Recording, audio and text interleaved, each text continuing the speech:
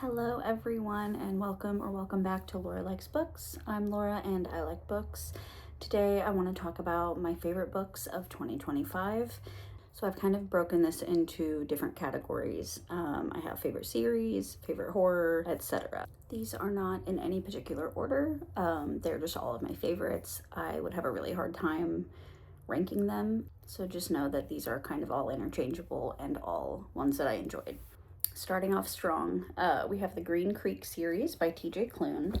And all you really need to know about this series is that it is about gay werewolves. Now, I read the whole series at the very beginning of 2025 and loved every book in the series. I feel like they progressively got better.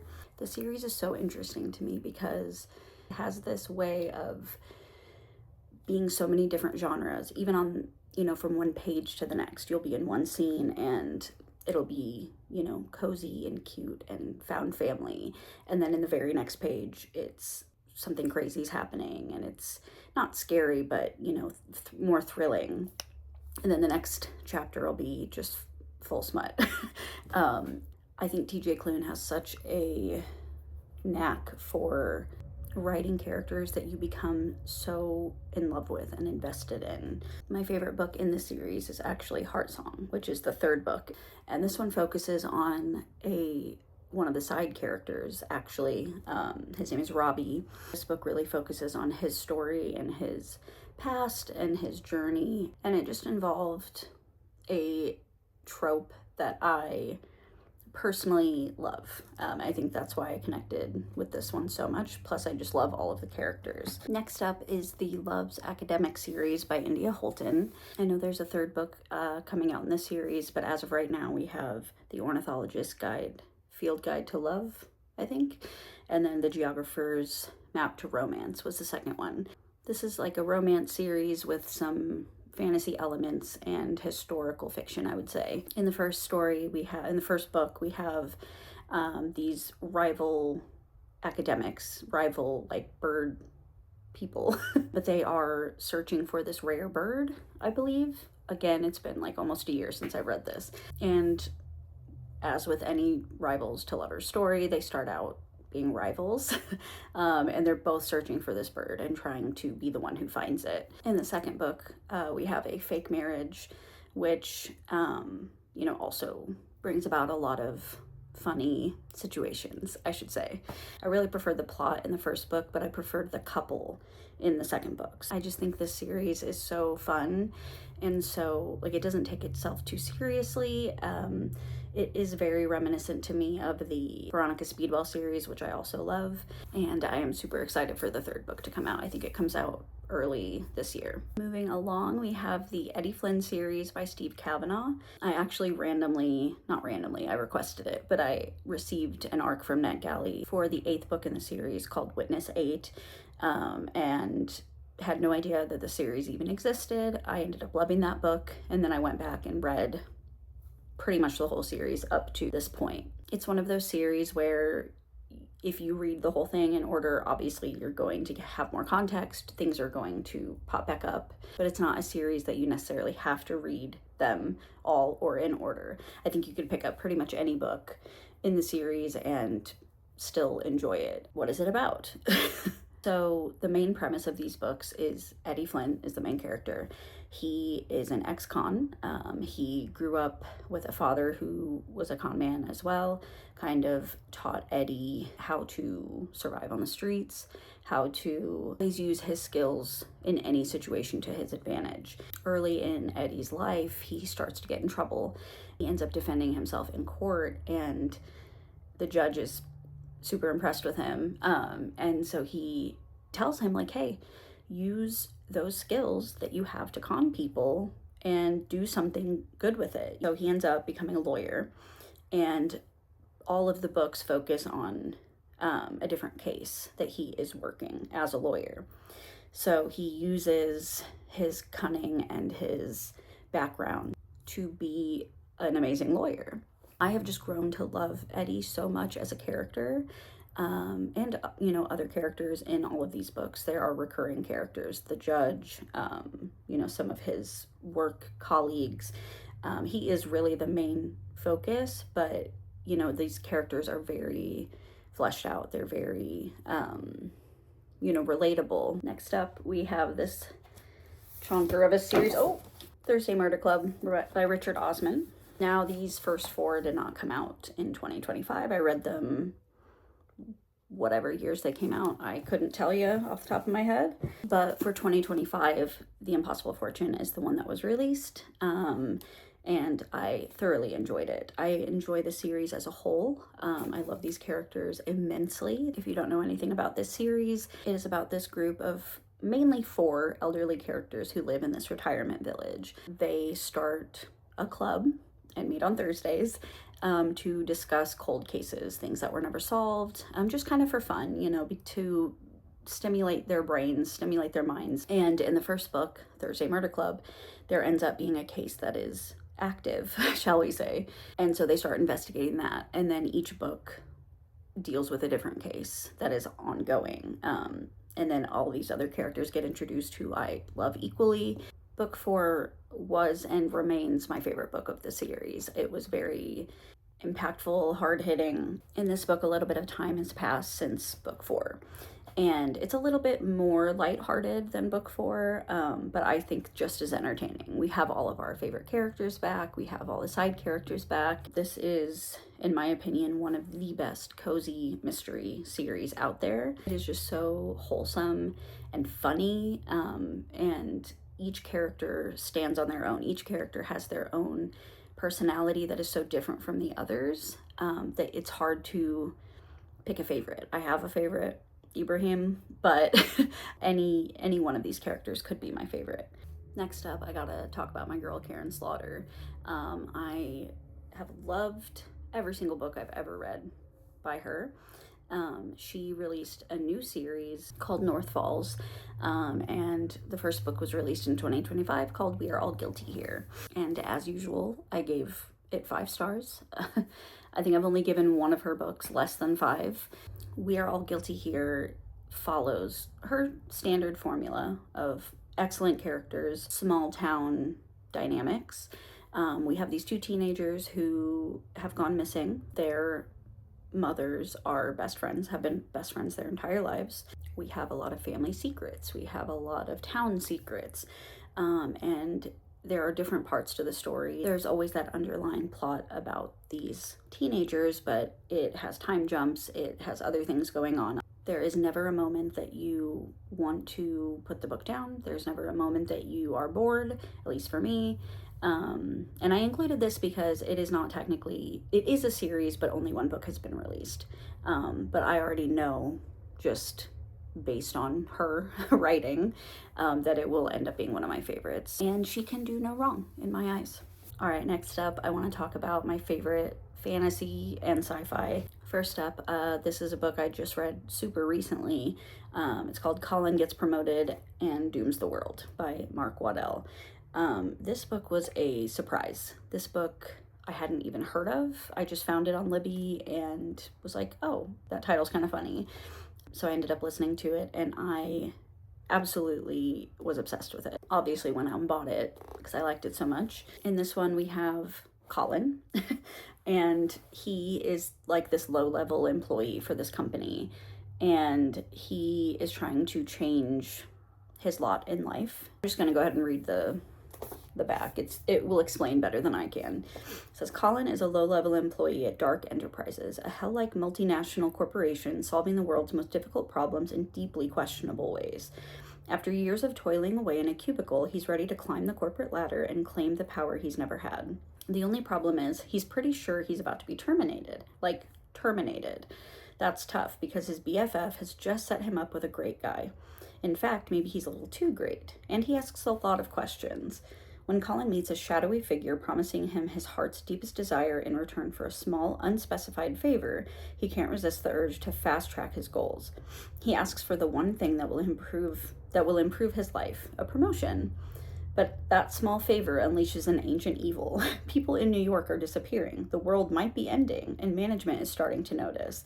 Getting to the top is never easy, and now it's up to Colin to save the world. It's the ultimate power move after all. I just love how this book is so absurd. It just incorporates the mundane with really crazy shit. The way that these things will be happening, but they're still using corporate speak, or they're still, using bureaucratic rules is just so funny to me. This is an example. So I can't remember exactly what the situation was, but Colin clearly had done something to get in trouble.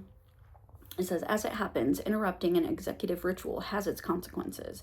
I discovered as much the next morning when, shortly after I arrived to work, Miss Crenshaw told me to turn right around and take the train up to the Ramble in Central Park. I was on cleanup duty, she said, and sent me down to the second floor to pick up a disposal kit from janitorial services. She didn't say this was a punishment, but she didn't have to. An hour later, staring at the unsavory remnants of a diabolical orgy, I knew perfectly well why I was there. Our clients brokered their deals with the company in a variety of ways. Some preferred the traditional trappings of corporate power. Executive boardrooms, documents filled with legal jargon, the satisfying scritch of a fountain pen nib against thick, creamy paper. Others preserve their anonymity with layers of digital encryption, contracting with us via faceless avatars and electronic signatures. And a select few petitioned the dark forces of the universe by taking their clothes off, drawing a massive pentagram in a secluded clearing, and having sex all over it. I don't know, maybe it's just me, but I love when books merge the absurd with the mundane. On a more serious note, we have I Who Have Never Known Men by Jacqueline Hartman. I had been meaning to get to this book for a really long time. I'd heard so many good things, and I finally read it in 2025. This story is about this group of women who are living underground. They are guarded constantly, day and night. None of them really remember how they got there, why they're there, what happened. It just has that feeling of not knowing what's going on, which I personally love in a book. There is, however, one girl who is young enough to, I can't remember if she was born there or just really super young, but she has no frame of reference. She has no memory of being outside of this place. So she is different. She thinks differently than these other women. I don't want to give away too much because I feel like it's almost a spoiler to even go past that. The main crux of this story is not even really about finding out what happened. I kind of went into it thinking that, like, oh, we're gonna find out what happened. How did this become a thing? Whatever, all this backstory. It really ends up becoming more about the relationships and the survival aspect. But what I really loved about this was the feeling of, there was almost like a simultaneous feeling of bleakness and hope, if that makes sense. Like, it definitely was not a happy story, but you never truly felt like it was hopeless. Next up, we have The Memory Collectors. This involves 4 different people who they end up doing this like experiment. I think it's an experiment. Either way, they end up going into the past individually, like the 4 of them, to different points in their life where maybe something happened to them, maybe something, I think one of them, so I'm just looking at the back again. One lady, her son died, and so she goes back to have 1 more hour, because you can go to the past, but you can only be there for an hour. So she goes back to spend 1 hour with her son who has died. Another man, he had an accident and ended up in a wheelchair, and so he wants to go back and live an hour while he was still able to walk. There's another man who, his was more vague, but basically he was like, it's like his first love, and she vanished, and so he wants to try to see what happened there. And then there's another woman who is guilty about something. They go and they are there for their hour, 60 minutes, but then they stay there, and it's 61 minutes and 62 minutes and 63 minutes, and they are not leaving, and so they have to figure out what's going on. That's really all you need to know about this one, but it is like, I don't know, it got me emotional. I love sci-fi stories in general, especially time travel things, but when there is also great characters who you grow attached to and root for, that's my ultimate favorite, and that's exactly what this book was. Kind of in that same vein, we have Disillusion by Nicholas Binge. This one I'm going to read to you because I will have a hard time explaining this plot. So it says Maggie Webb has lived the last decade caring for her elderly husband, Stanley, as memory loss gradually erases all the beautiful moments they created together. It's the loneliest she's ever felt in her life, until a mysterious stranger named Hassan appears at her door, revealing a shocking truth. Stanley isn't losing his memories. Someone is actively removing them to keep a long-buried secret from coming to light. If Maggie does what she's told, she can reverse the degeneration. She can get her husband back. Led by Hassan and his technological marvels, Maggie inserts herself into her husband's mind, probing the depths of his memories in an effort to save him. The farther back she goes, the more she discovers about the man she thought she knew. As Maggie witnesses the erasure of memories before her eyes, she wonders if everything and everyone she sees can be trusted. If Maggie can't find out what Stanley hid all those years ago and what Hassan is after, she risks more than her husband's life. The very course of human history hangs in the balance. If that does not hook you,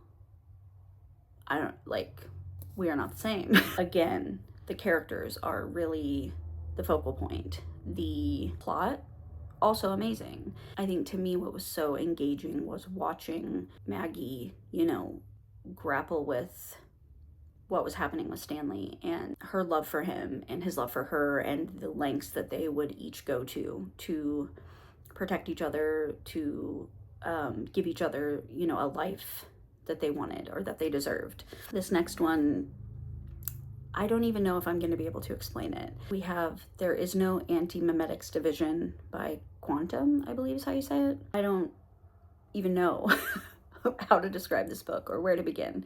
All you really need to know is, I'll tell you what this reminded me of. I don't know if you've seen Doctor Who, like the new episodes. There is a plot with the Matt Smith portion, Dr. 11, in his seasons. There is this plot where one of the, baddies is this group of aliens called the Silence.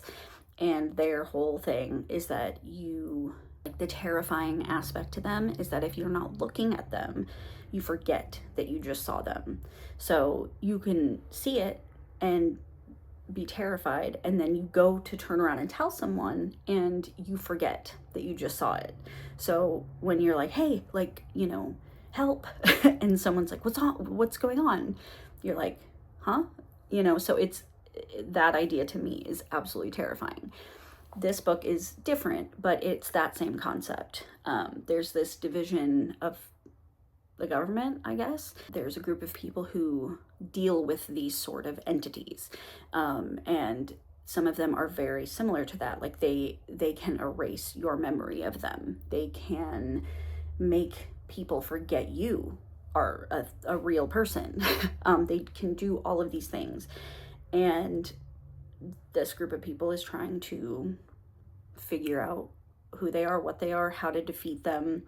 And it's just such an interesting reading experience. I know that's not the best explanation of this book, but I promise that is really all you need to know. I think it's best to go in and just be surprised. All right, switching gears a little bit to the more fantasy side, we have For Whom the Bell Tolls by J.C., I think you pronounce it J.C. Lin.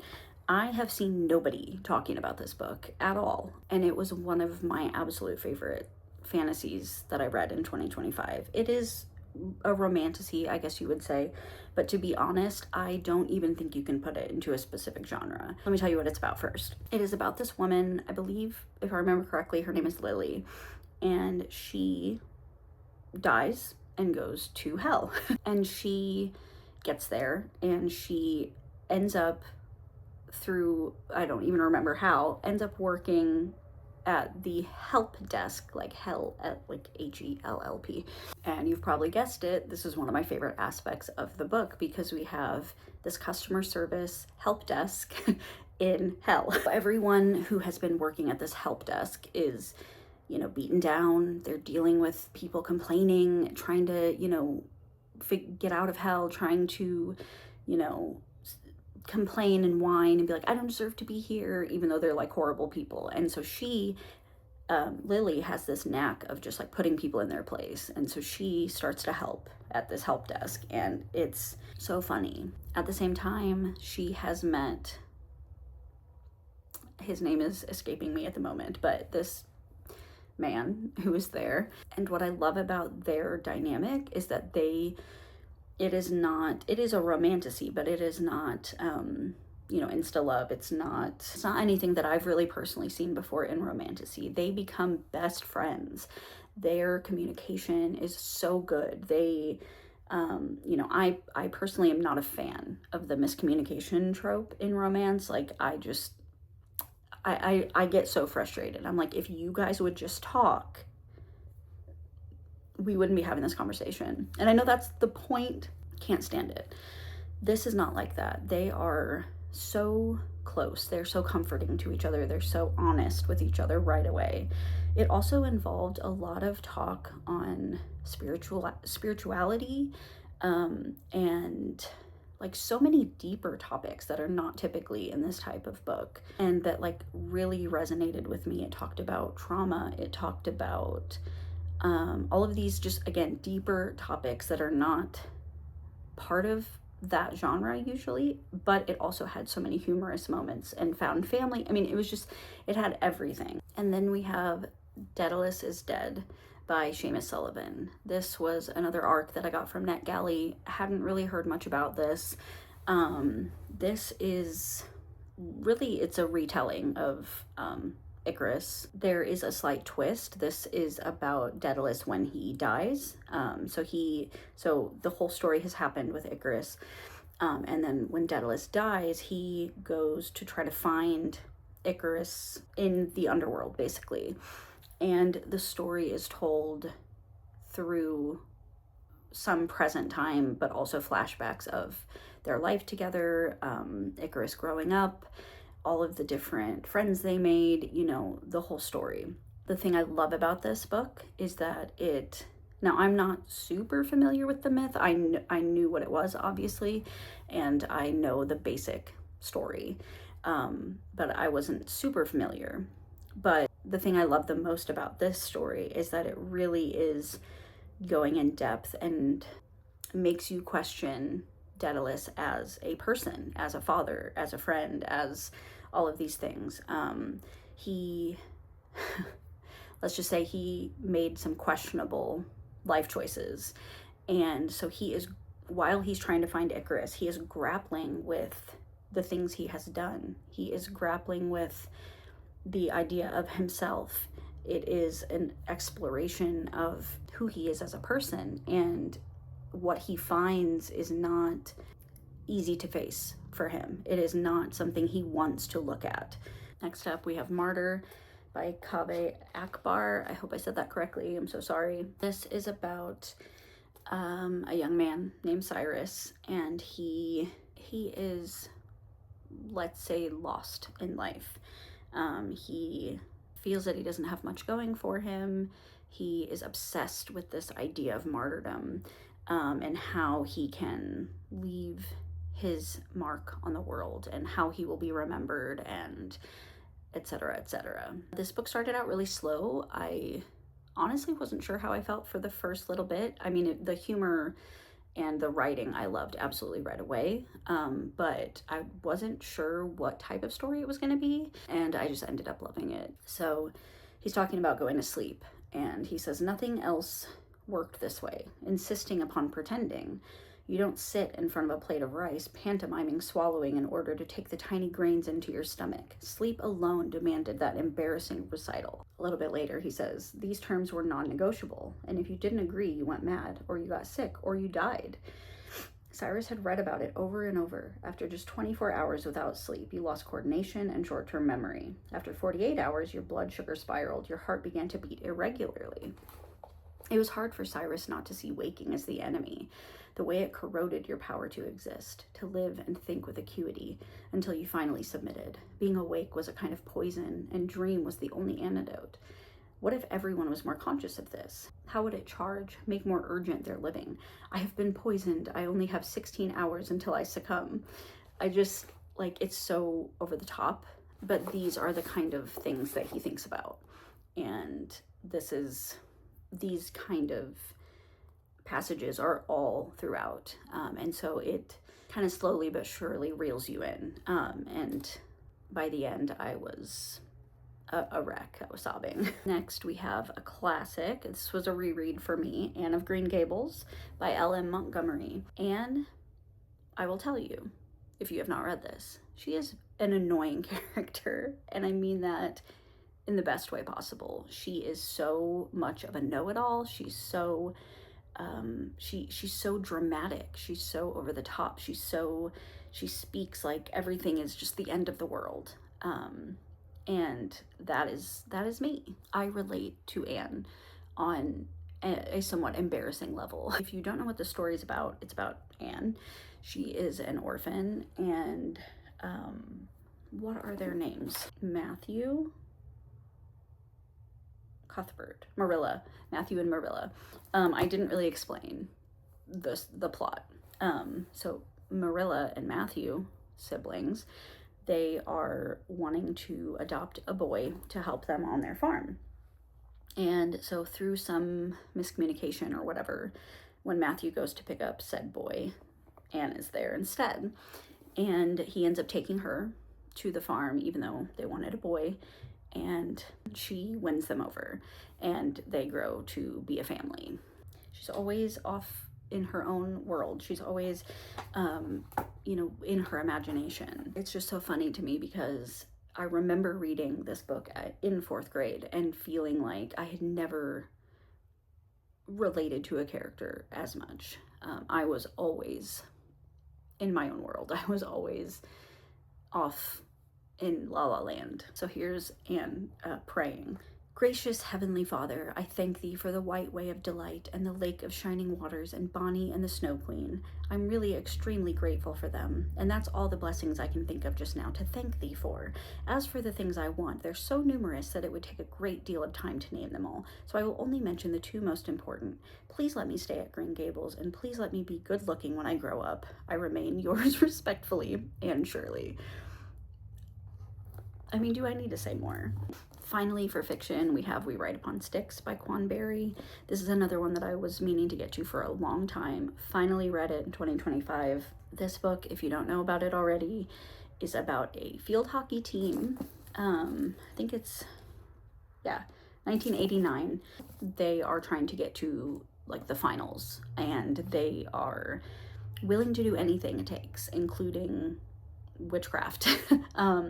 This reminded me a lot of My Best Friend's Exorcism, although this is much more fiction, not really horror, but like the humor and everything, the 80s nostalgia is very similar. And basically, yeah, that's the plot. They get together, they do all these different things, they're trying to make stuff happen, but mainly it's just hilarious. It's just so, the 80s is almost like its own character in this book. I feel it nails the nostalgia for me. I mean, I'm old enough to be from the 80s. Not everyone is going to relate to that, but I still think even if that isn't your vibe, there's still so much to love about this book. The humor, the writing, the characters. Yeah, I think really it's ultimately about friendship and just like the silly things we do when we're young. Okay, sorry, I had to put a sweater on. Saving the best for last, we're going to talk about horror. So the first one I want to talk about is Staircase in the Staircase in the Woods by Chuck Wendig.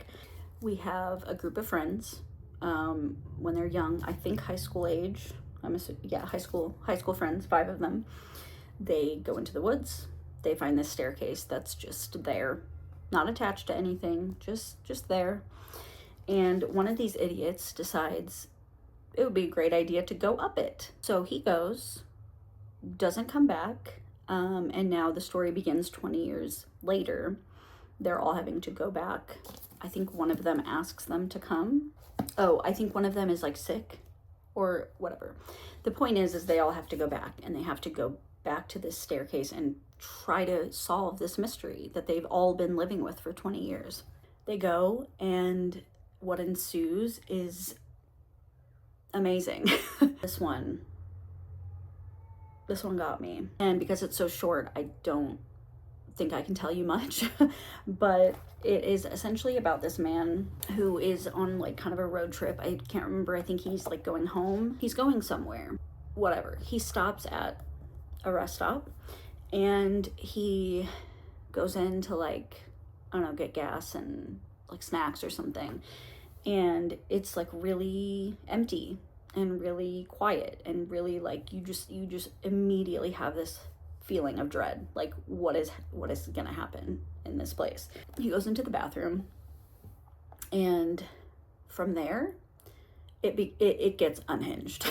That is the best way I can describe this book, is unhinged. This is much more my favorite type of horror, which is psychological. I actually, any genre, I don't care what it is, fiction, mystery, horror, I like psychological books. I like books that change the way you think or mess with your mind or you don't know what's happening. And that's definitely what this is. There are some truly disgusting scenes in this book. Truly creepy, truly disgusting, just things that made me like just feel sick. And I loved absolutely every second. If you forced me to pick a favorite book of this entire year, or the year of 2025, this one would be it. The Burial Tide by Neal Sharpson. I read Knock Knock Open Wide in 2024. That was in my top 3 books of the year. This one I think might be my favorite book of 2025. We have this woman who, it starts where she has been buried alive. She is, basically fighting her way out of the ground. Has no memory of why she's there, what is happening. This one, just like I was just saying, it is very much what is happening. Like, it is so dread-inducing, so like you just do not know what's going on. Her name is Mara, I think, or Mara. I think it's Mara. I'll just read this to you. A woman who can't remember her death. On an eerily quiet island off the coast of Ireland, a woman with no memory claws her way out of her grave and back to life, but not everyone welcomes the return of Mara Fitch. An island with a terrible secret, where strange misshapen figures watch from the trees and the roads are covered in teeth, where 2 brothers gamble for nothing, the doctor only treats 1 patient, and the pub owner speaks in riddles, where a poet loses and finds his soul, and a man without a heart claims he's the key to unlocking Mara's secrets. A past that refuses to stay buried. As Mara returns to her life on this upside-down island, her memories begin to leach their way back to the surface. The more she remembers, the more the village will do anything to stop her. But the sea remembers it all. Ugh, it like gives me chills. And that's pretty much exactly what it delivered. There are so many, like I'd say 90 or 80% of this book, you have no clue what is happening. You have like inklings, you have like, at least for me, I had moments where I was like, oh, okay, maybe this is what's going on, or maybe this is what's going on. And while I did guess certain aspects, it was still a big and rewarding reveal when I finally found out what the hell was going on. There is something about Neal Sharpson's writing that just messes with your brain, messes with your mind, puts you in a state of absolute dread, but like so much interest. Like you have to know what is happening, and you become so invested. And that is gonna do it for all of my favorite books of 2025.